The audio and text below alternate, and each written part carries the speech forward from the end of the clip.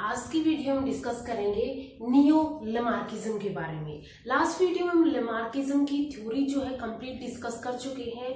Lamarckism की theory के postulates कौन से होते हैं, इसके अलावा कौन से एविडेंसेस उसको सपोर्ट करते हैं, इन फेवर में है, कौन से उसको क्रिटिसाइज करते हैं, क्या उसका सिग्निफिकेंस है। इन सब वीडियो का लिंक आपको डिस्क्रिप्शन में मिल जाएगा। एंड अगर वीडियो हेल्पफुल लगती है तो लाइक कीजिए, शेयर कीजिए अपने फ्रेंड्स के साथ एंड चैनल को सब्सक्राइब कर लीजिए। तो स्टार्ट करते हैं आज का topic, that is neo Lamarckism. अब इसको लेमार्किज्म हमने डिस्कस कर लिया, कुछ क्रिटिसिज्म की वजह से उसको कंप्लीटली क्या कर दिया गया था, डिस्कार्ड कर दिया गया था।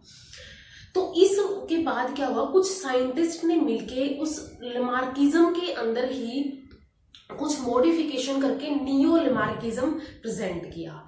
एंड इस नियो लेमार्किज्म के अकॉर्डिंग एनवायरमेंट डज अफेक्ट, ठीक है, environment does effect the form, structure, colour, size etcetera. ठीक है, एनवायरमेंट जो है फॉर्म को, स्ट्रक्चर को, कलर को, साइज को, इन सब को इफेक्ट करता है। एंड इसके बाद ये जो सारे कैरेक्टर है, ठीक है, ये जो भी कैरेक्टर है ये होते हैं इनहेरिटेबल।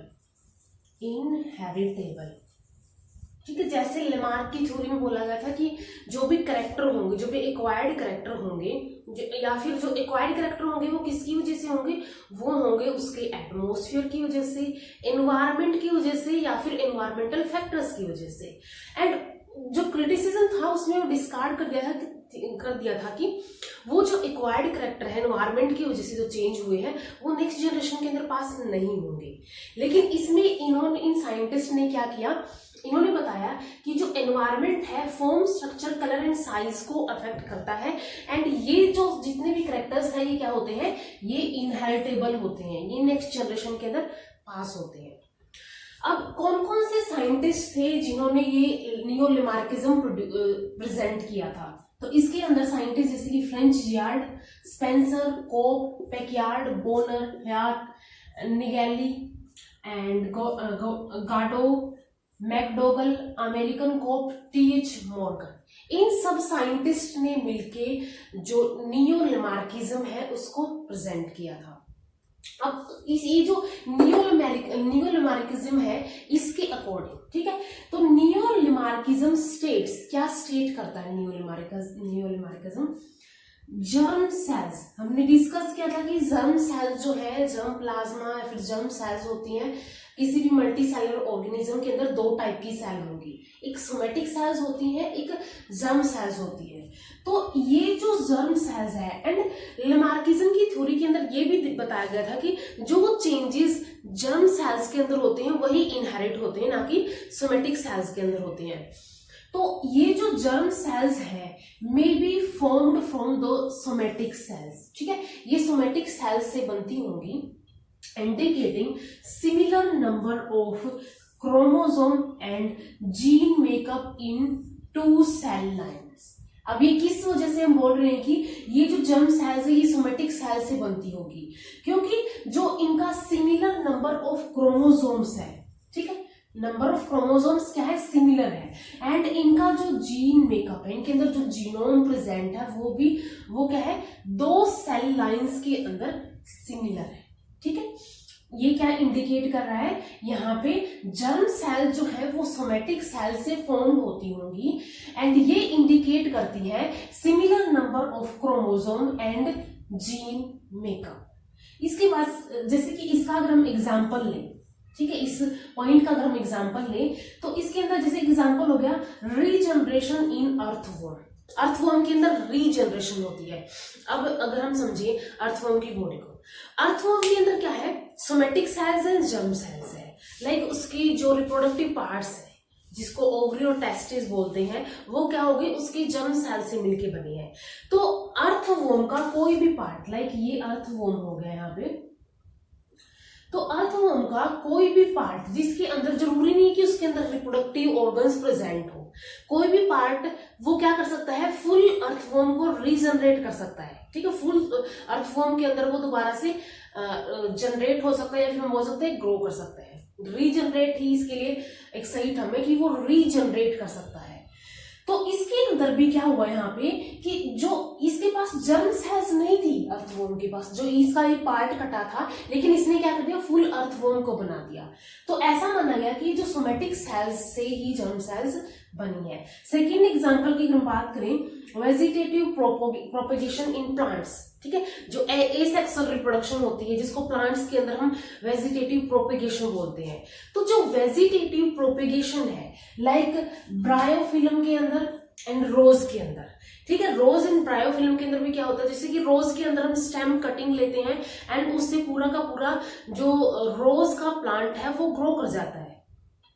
इसके बाद यहाँ पे next example, a part of zygote of human female, ठीक है, जाइगोट का एक पार्ट, ह्यूमन फीमेल के जाइगोट का एक part meet for the formation of some somatic part can develop into a complete body, ठीक है।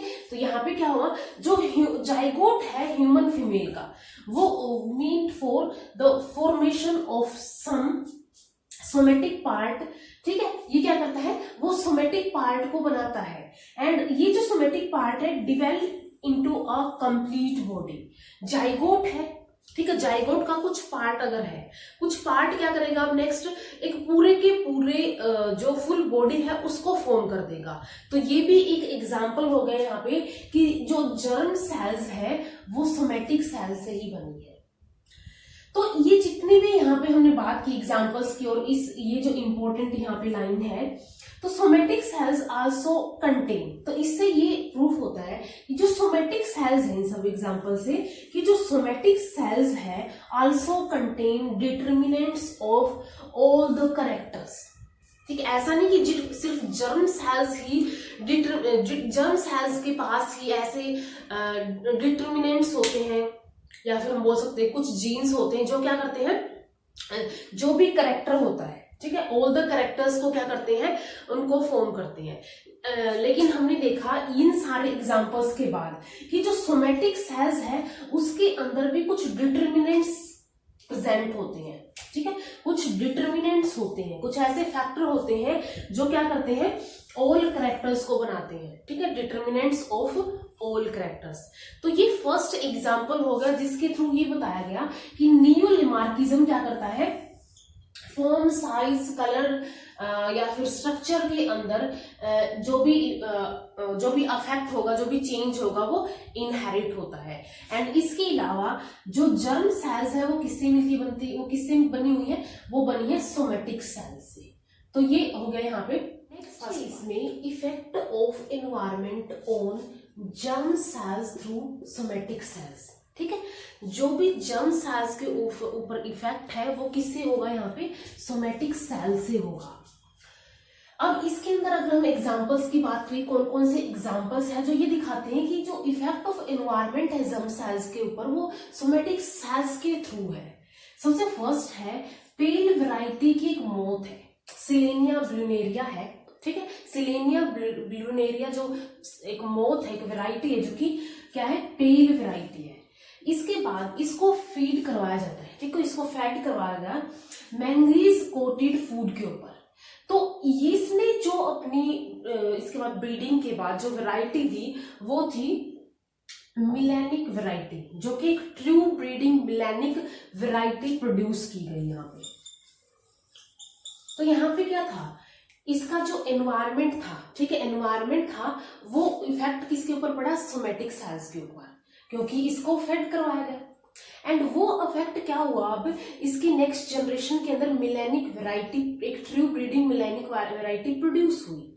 तो वो क्या हो गया, यानी वो इफेक्ट सोमेटिक सेल्स से जर्म सेल्स के ऊपर गया होगा, तभी तो नेक्स्ट जो भी ये इनहेरिट हुआ है एंड इसने ट्रू ब्रीडिंग मिलेनिक वैरायटी शो की है। तो ये भी क्या शो करता है, effect of environment on germ cells through somatic cells. Second example है यहाँ पे FB समनर ने यहाँ पे ये एक्सपेरिमेंट किया था। तो इसने क्या किया, इसने ना माइस लिए एंड उन माइस को रियर करवाया हाई टेम्परेचर के ऊपर, ठीक है, माइस को क्या करवाया, रियर करवाया हाई टेम्परेचर के ऊपर। एंड देन जो ये माइस थे अब, ठीक है, रेयरिंग के बाद जो ये डिवेल्प होंगे, जो ये अडल्ट बनेंगे, तो उस टाइम पे ये longer body, tail and hind limbs के साथ पैदा हुए, डिवेलप कर ली इन्होंने, पैदा नहीं बोल सकते हम, डिवेलप कर ली। लॉन्गर बॉडी हो गई इनकी, and tail and hind limb longer हो गए। एंड ये जो ये करेक्टर है, ठीक है, ये करेक्टर क्या है, इसी हम बोल सकते हैं एक्वायर्ड करेक्टर है। एंड इस एक्वायर्ड करेक्टर की देन इनहेरिटेंस हुई, तो ये भी शो करता है कि इनहेरिटेंस ऑफ एक्वायर्ड करेक्टर हुई है। या फिर हम इसको बोल सकते हैं कि जो जर्म सेल्स के ऊपर इफेक्ट है वो सोमेटिक सेल्स के थ्रू है, क्योंकि जब इस माइस को रियर किया गया था, ये इसकी खुद की ही जनरेशन थी, तो इसके ऊपर जो इफेक्ट होगा वो किसके ऊपर जाएगा, सबसे पहले सोमेटिक सेल्स के ऊपर जाएगा। एंड उन सोमेटिक सेल्स से नेक्स्ट जो है ये क्या हुआ, नेक्स्ट ये इफेक्ट जब गया, इनहेरिट हुआ, ये करेक्टर इनहेरिट हुआ जब, तो उनके अंदर long body with tail and long hind limb के साथ जो भी माइस थे वो जो प्रोजेनी थी वो प्रोड्यूस हुई। नेक्स्ट जो है एक्सपेरिमेंट मैकडोगल ने किया। मैकडोगल ने क्या किया, इसने रैट्स को ट्रेन किया, ठीक है, रैट्स को ट्रेन किया। एंड रैट्स को किसके लिए ट्रेन किया, इसने ट्रेन किया एस्केप रूट्स के लिए, ठीक है, कुछ बचने के तरीके थे। किससे बचने के तरीके, वाटर टैंक से, ठीक है, वाटर टैंक था, उस वाटर टैंक से बचने के तरीके इसने इन रैट्स को ट्रेन किया, इन रैट्स को सिखाए। एंड ये सिखाए इसने 44 जनरेशंस तक, ठीक है, 44 जनरेशन तक इसने सिखाई, इनको ट्रेन किया इन रैट्स को। एंड इसने देखा ये जो रैट्स है नेक्स्ट इनकी जो प्रोजेनी होगी, नेक्स्ट जो इनकी प्रोजेनी होगी ये क्या हो गया, रैट का इसने ट्रेनिंग की है तो वो क्या हो गया कि एक्वायर्ड करेक्टर हो गया। लेकिन ये जो नेक्स्ट प्रोजेनी इसकी आएगी, सक्सेसिव जितनी भी प्रोजेनी आती गई, इसने ये पाया, इसने ये ऑब्जर्व किया कि वो जो रैट्स हैं, वो जो प्रोजेनी है, उनके अंदर कुछ जो एरर्स है इस वाटर टैंक से बचने के लिए, ठीक है, इस वाटर टैंक से बचने के लिए वो कम होती गई, ठीक है, जो एरर वो कर रहे थे वाटर टैंक से बचने के लिए वो कम होती गई। तो ये भी क्या शो कर रहा है, ये जो इसने ट्रेनिंग दी थी, ट्रेनिंग क्या है, एक्वायर्ड करेक्टर है। एंड वो एक्वायर्ड करेक्टर नेक्स्ट जनरेशन के अंदर पास हो गया। इसके बाद नेक्स्ट गायर एंड स्मिथ ने एक एक्सपेरिमेंट किया। गायर एंड स्मिथ ने क्या किया,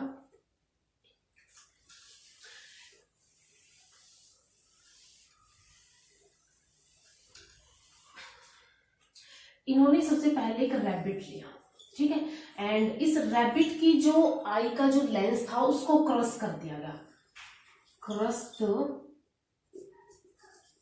लेंस, ठीक है, लेंस को क्या कर दिया, यहाँ पे क्रस्ट कर दिया, ठीक है, उसको क्रश कर दिया। एंड क्रश करने के बाद फाउल के अंदर इसको इनोक्यूलेट करवाया, ठीक है, फाउल के अंदर इसको इनोक्यूलेट करवाया। एंड अब ये जो फाउल है वो क्या करेगा, इसके अगेंस्ट एंटीबॉडीज प्रोड्यूस करेगा, ठीक है, ये क्या करेगा, एंटीबॉडीज प्रोड्यूस करेगा, एंटीबॉडीज, ठीक है, एंटीबॉडीज प्रोड्यूस हुई। अब इस फाउल से एंटी सीरम लिया गया, ठीक है, जो प्रोड्यूस हुआ एंटी सीरम लिया गया यहां से। एंड ये एंटी सीरम अब नेक्स्ट क्या करवाया गया, इस एंटी सीरम के साथ एक प्रेग्नेंट रैबिट, एक प्रेग्नेंट रैबिट के अंदर इसको इंट्रोड्यूस कर दिया गया। एंड ये देखा अब नेक्स्ट जो इसकी प्रोजेनी होगी, जो नेक्स्ट रैबिट होंगे उनके अंदर आई के अंदर डिफेक्ट्स प्रेजेंट होते हैं, आई डिफेक्ट्स प्रेजेंट होते थे या फिर आई जो है इनकी डिफेक्टिव होती थी, ठीक है, ये इसने ऑब्जर्व किया कि जो इनकी आईज थी वो कैसी थी, डिफेक्टिव थी या फिर उनके अंदर कुछ डिफेक्ट्स प्रेजेंट थे। एंड ये डिफेक्ट्स जो इसकी जितने भी सक्सेसिव जनरेशंस थी उनके अंदर इसने देखा गया, यानी इस रैबिट से जो भी नेक्स्ट इसके डिसेंडेंट्स बने उन सबके अंदर ये इफेक्ट जो है वो देखा गया। तो था क्या, ये इस रैबिट के अंदर ये इंट्रोड्यूस कराया गया था, तो ये था तो इसका एक्वायर्ड करेक्टर, या फिर ये सबसे पहले क्या था, इसके सोमेटिक सेल्स के अंदर जाएगा, ठीक है, क्योंकि हमने ये भी देखा था कि जो एक्वायर्ड करेक्टर है वो सोमेटिक सेल्स के उनको कंट्रोल करती है।